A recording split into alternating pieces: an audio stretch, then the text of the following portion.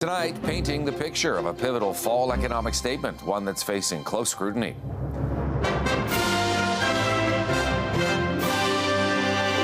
Canadians brace for a cross-country snapshot of federal spending.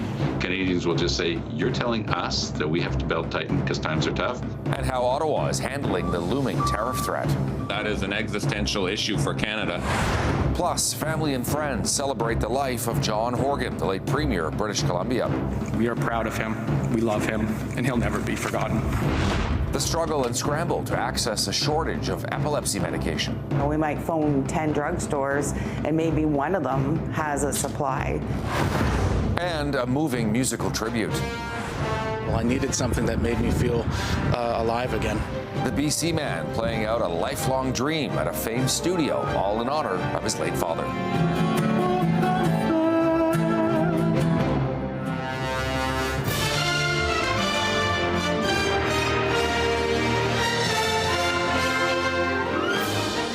CTV National News with Heather Butts. Reporting tonight, Todd Vanderhayden. Good evening. We are following some late-breaking news tonight. The strike at Canada Post will be over as of Tuesday morning. Canada Post just releasing a statement. The Canada Industrial Relations Board held hearings this weekend. Both management and the union made their cases. But the board saying because the two sides are so far apart, it is now ordering a return to work. The strike started a month ago. 55,000 workers off the job, with millions of parcels and mail caught in limbo. And there is more developing news to share with you tonight. CTV has confirmed that a high-profile member of Team Trudeau is leaving cabinet.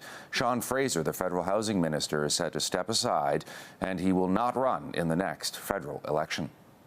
Fraser has been an MP for a riding in Nova Scotia since 2015. At 40 years old, he had been seen as a possible contender for the Liberal Party leadership if Justin Trudeau were to step down. It all comes on the eve of the Trudeau government's fall economic statement being released tomorrow, basically a snapshot of their spending plans for the months ahead. There is a lot on the line for the Prime Minister. It comes amid growing pressure and criticism over the poor state of the Canadian economy. The Conservatives have been on the attack for months, accusing Trudeau of mismanagement and overspending. CTV's Jeremy Sharon is in Ottawa tonight. Canada's fiscal future will be front and center tomorrow as the government delivers its highly anticipated fall economic statement, but there is little optimism about the picture it will paint. Freeland is going to be in a spot of trouble tomorrow. She's going to try to put the best possible spin on what is a very bad situation. The biggest question, whether Finance Minister Chrystia Freeland can keep her promise to hold the federal deficit to $40.1 billion or less. I do think that that big number is going to be a big number, and I'm talking about the deficit for next year, 50, 55, 60. It's going to be large. Forecasters have predicted the deficit will grow, and the parliamentary budget officer agrees. Freeland has steered clear of answering whether the deficit target would be met, committing only to meet a goal of reducing the debt-to-GDP ratio. Canadians will just say, you're telling us that we have to belt tighten because times are tough, and you are not capable of managing your own budget. Also expected in tomorrow's report, details on how the government will tackle the threat of tariffs from U.S. President-elect Donald Trump. I think the government strategy, more or less, is going to be to distract, however. I think they'll table those numbers, but then I think you're going to see that they're going to talk about measures that they're going to take as a counter to Donald Trump and tariffs. That is an existential issue for Canada, and obviously why it's got the top attention of the federal and provincial governments. Premiers have pitched their ideas publicly, but the feds have yet to provide their plan, only promising an effective Team Canada approach. All of this amid reports that the clock is ticking on Freeland's time as finance minister. Asked earlier this week about renewed talk, the Prime Minister is making a push to bring on former Bank of Canada Governor Mark Carney into her role. I'm proud and grateful to be able to serve in the cabinet of the Prime Minister. And I really don't spend a lot of time focusing on Ottawa gossip. Premiers are also meeting in Toronto tomorrow, where Canada's response to the threat of tariffs is expected to be top of the agenda. Todd? CTV's Jeremy Sharon in Ottawa. Thanks, Jeremy. Well, some changes are coming to the way that mortgages are handled in our country, greater flexibility on down payments and the overall length of a mortgage for certain home buyers anyway. CTV's Colton Prail on what it means. huge difference. Every dollar counts for this Ottawa couple searching for their first home. You're like, oh wow, this is what our price range is, and you're not really getting what your goal first home would be. But as of today, their money will stretch a little further. New mortgage rules mean first-time home buyers and anyone purchasing a new build can now apply for 30-year mortgages, up from the previous 25-year limit. It's more interest long-term, but lower monthly payments. $300 a month is $3,600 a year, right? So that's a lot you're saving just with being able to go up to a 30-year instead of a 25-year. Other changes include the cap on insured mortgages climbing to $1.5 million. It means the minimum down payment for a $1 million home drops from $200,000 to $75,000. I think for some buyers, especially in high-priced markets like Greater Vancouver, it can make a bit of a difference. A report from TD Economics says the changes will increase purchasing power for a typical home buyer by about 9%. But warns that within 2 years that will be completely eroded by rising house prices. We're pretty much at the limit of what people can afford. This helps a bit, but I don't really see prices going up dramatically. Sales volume probably, but not prices. Still, even a little help can make a big difference. Our first home is definitely not going to be, our forever home because we're just not there yet, but we'd like to get into the market. It would be like a nice start. Realtors say they're skeptical the increase in the insured mortgage cap will have much of a difference. The salary needed to carry those mortgages is well over $200,000, and down payments typically aren't an issue. Todd? Colton Prale. Thanks, Colton. Well, the Sea to Sky Highway in British Columbia, which connects Vancouver up to Whistler and beyond, is back open today after a landslide during a powerful windstorm. The high winds brought down power lines and cut off electricity to more than 300,000 people as winds hit high speeds of about 115 kilometers an hour. Rescue crews are still trying to find one family after their home was very badly damaged. Meanwhile, authorities in Surrey near Vancouver confirming a 65-year-old woman died today after she was hit by a falling tree. Oh my God. Oh my God, no. And more bad weather struck in Northern California today after a rare tornado tore through the region, toppling trees, wrecking cars, leaving at least 5 people hurt. Local authorities say several people were treated for injuries. Most had been trapped in their cars and they were knocked around during the tornado. Meantime, a powerful cyclone made landfall in Mozambique in Southeast Africa this morning, tearing a path of destruction through the small French territory of Mayotte, where it killed 11 people and damaged schools, homes, even a hospital. Cyclones often pick up from December through March in that part of the world. The former Premier of British Columbia, John Horgan, being honored today. Horgan died in November after a long battle with cancer. Known for his positivity, Horgan often said that politics was about building bridges. CTV's Rob Buffum has more. The victorious Shamrocks lacrosse team paying their respects to one of their biggest fans, John Horgan, to start the state funeral for BC's longest-serving NDP Premier, who died last month from cancer at the age of 65. There's so much to admire about John as a dad, husband, leader, and friend. Thousands came to say goodbye, including dignitaries like the Prime Minister, who credited Horgan with negotiating health care funding from Ottawa over beer and pizza. It was an honor to call you my friend. Current Premier David Eby remembered him as a mentor and that rarest of politicians. And he left politics more popular than when he entered. Horgan, Premier from 2017 through 2022, before being appointed ambassador for Germany, leaves a legacy of eliminating medical service premiums, enshrining Indigenous rights in BC, steering the province through the pandemic and record floods and wildfires. But his common touch and decency celebrated by so many who came to pay their respects to the man called the People's Premier. This is just heartbreaking. It really is. He was a what you see is what you get guy, for sure. Horgan's authenticity, sense of humor, and quirky love of all things Star Trek, well known by so many British Columbians. There was nothing phony or fake about John Horgan. He leaves behind a wife, Ellie, of 40 years and 2 adult sons. His eldest, Nate, tearful as he played a tribute to his dad that featured his trademark Live Long and Prosper sign.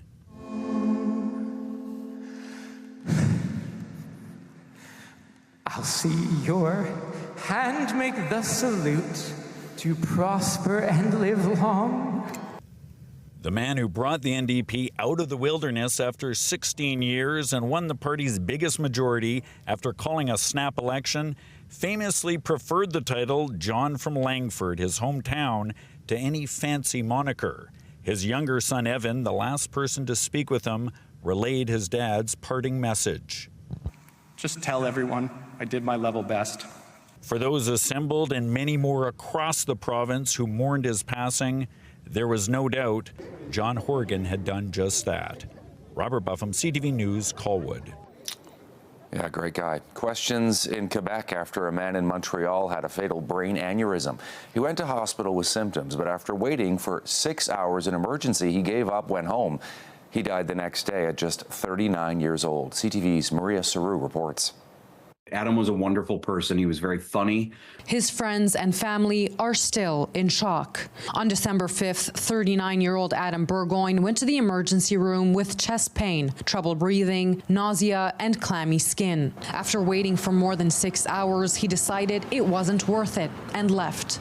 Burgoyne died the next day of an aneurysm. His close friend can't believe Burgoyne is gone. He was very intelligent. He was really easy company to be around, and he really did well for himself. Burgoyne had written on X that when health workers made sure he wasn't dying, he was, quote, thrown out into the waiting room for hours. He didn't mention which hospital he was at. Paul Brunet of the Council for the Protection of Patients says Burgoyne should have received faster care. Take the word emergency off these wards, because unfortunately, unless you're dying right now, I'm not sure you're going to be seen. Even if wait times are long, patients need to stay put, says ER doctor Greg Clark. If you feel for whatever reason you cannot stay, communicate with the team. They will be able to, even though they may not agree with your decision to leave, they will be able to guide you on what to watch for and how to do follow-up. He adds an aneurysm, which is an abnormal swelling of a blood vessel, may be hard to detect. If it ruptures, it can be catastrophic. In a statement sent to CTV, Burgoyne's sister says the family is grieving and wants privacy. They hope that in the near future, testing and imaging for aneurysms will be handled with the same urgency as those for heart attacks.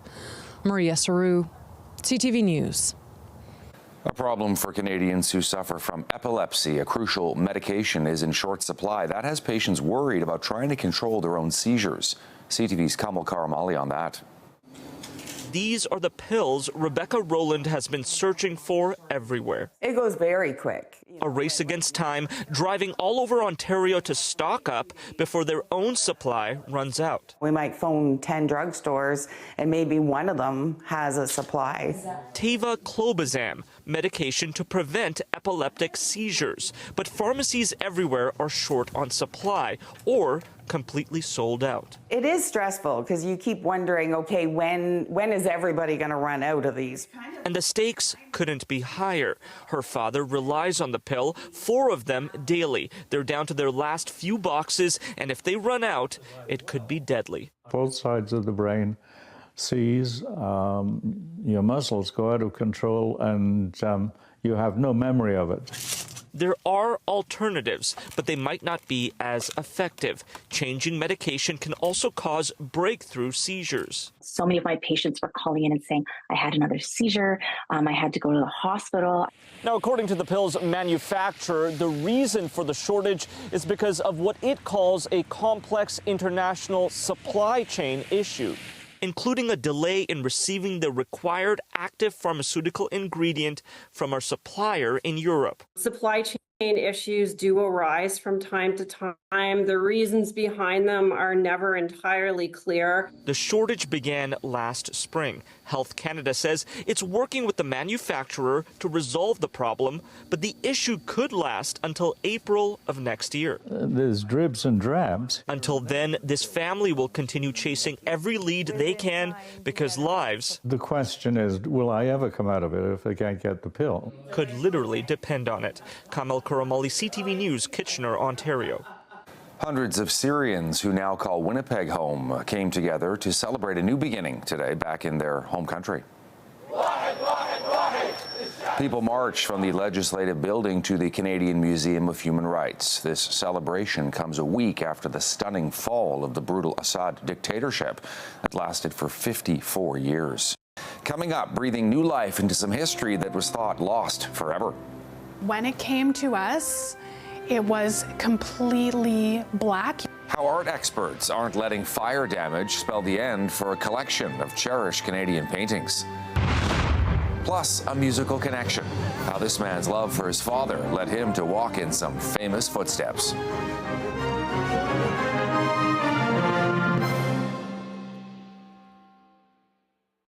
In Toronto, crews are still clearing away debris from a well-known Anglican church that was damaged by a fire. Work is also being done to restore historic artwork that many thought was lost forever. CTV's Carol Charles has the details. It was a devastating loss. Historic St. Anne's Anglican Church in Toronto destroyed by fire. The cause still unknown. This is one of the murals that was found in the wreckage of the church. And when it came to us, it was completely black. You could not see any colors whatsoever. There was no distinction between his robe, his feet, the background, his face. Alicia Coots and her team are trying to restore what they can. We felt this mural was actually in the best condition, and the cleaning tests were coming out the best, so we started with this one. Working from archival images, they have begun the slow process of cleaning and stabilizing the paint in order to see the true colors. So the challenge was making sure that we're not losing more material, more artistic material, and saving as much as we can. The June 9th fire is still visible. Unlike the artwork, structurally the church's dome and rear of the property are far from being brought back to their former glory. One of the most notable pieces of artwork damaged was designed by a founding member of the Group of Seven. This is the Mariflage mural by J.H. MacDonald. So we haven't done too much to this mural yet. We took off a very heavy layer of soot and grime from the surface. These are two other fragments of murals that were salvaged from the wreckage at St. Anne's. Coots says despite the condition of the artwork, she is optimistic. This project is so me. You know, like I love being able to bring something back from this bad estate to be able to give people hope of, you know, what can be recovered. Staff are hoping to restore the mural artifacts within the next year. However, they say it will take time and careful attention to detail to ensure the integrity of the artwork. Carol Charles, CTV News. Still ahead, a medical marvel. How a Winnipeg team's discovery could be a game changer in cancer treatments. Stay with us.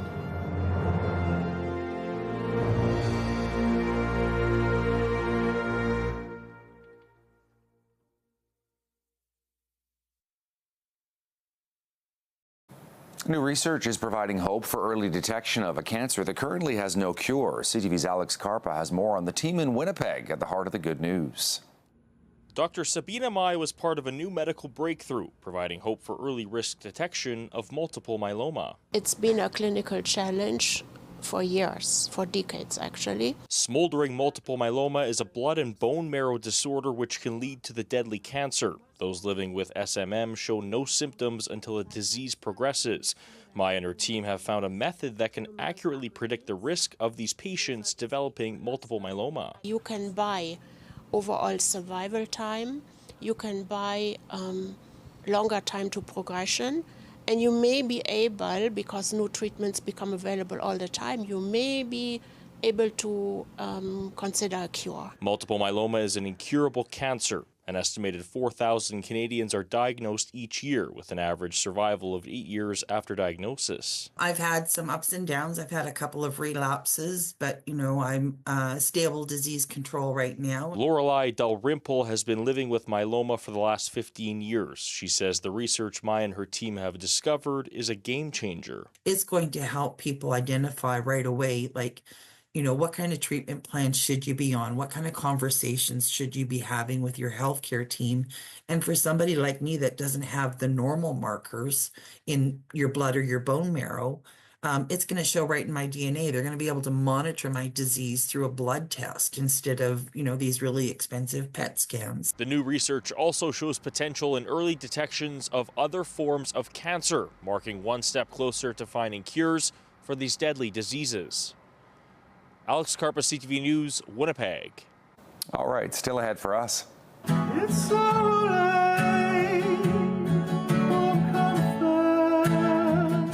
The Canadian musician honoring his father at a legendary recording studio.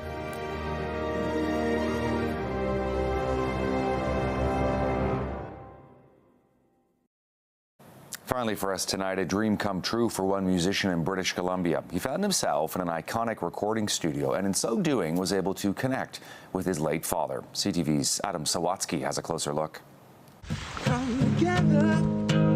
Justin Hewitt first learned to play Beatles songs as a way of connecting with his Fab Four loving father. And Dad loved that, so he was always saying to me, keep doing it. But it inspired Justin to write his own songs and release 2 independent albums. Give it all away.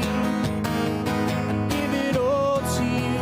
But after a decade of bearing his soul in local bars, Justin was burning out. You don't lose your love for it, but you kind of need a break from it. So Justin stopped making music for years, until during the pandemic, he lost 4 friends and family members, including his dad. And having all that death, I needed something that made me feel alive again. So Justin dared to dream big. He began asking about recording in the same studio his dad's beloved Beatles had, and after working hard to earn the privilege, Abbey Road finally said yes. You're scared because part of you is like, what am I doing here? And the other part of you is like, what am I doing here? This is awesome. Justin and his band couldn't have felt more fortunate for the opportunity to play on the same piano Paul McCartney played and sing in the same microphone John Lennon sang. It's all right. Don't give up. Just keep going until something happens. There's nothing. And now, Justin's album, Love Will Disarm You, is being streamed around the globe, with international critics calling the virtuosic storytelling an emotional masterpiece. I'm very grateful and really happy with how it's being received. And while Justin has no doubt his dad is looking down with pride, after following tradition and writing a message on the wall of Abbey Road, Dad, I love you, see you on the flip side, followed later by, I did it, there's also no doubt this boy is grateful for how his father inspired him to fill his heart with song again. Life can be hard, but, try to find the things that make you happy and keep doing those and hold on to them. Adam Sawatsky, CTV News, Colwood. And that's CTV National on this Sunday. I'm Todd Vanderheyden. Thanks for joining us and have yourself a great week ahead.